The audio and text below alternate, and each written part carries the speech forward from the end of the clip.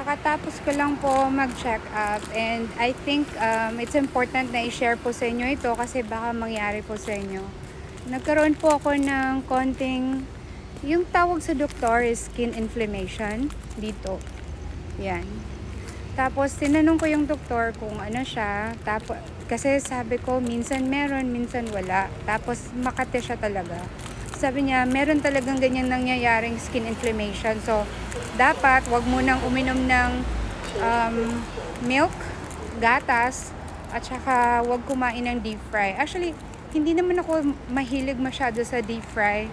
Minsan, as in talagang minsan lang akong kumakain kasi nga hindi rin siya maganda sa tiyan ko.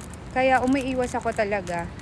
So, yung binigay ng doktor, ointment, at saka pinainom ako ng medicine. Meron akong meds dito or gamot kasi nga makati siya talaga.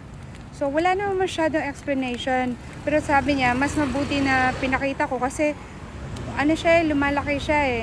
It only started with a very small itch and then lumaki ng lumaki, ganun. So yun lang. I hope it helps you guys.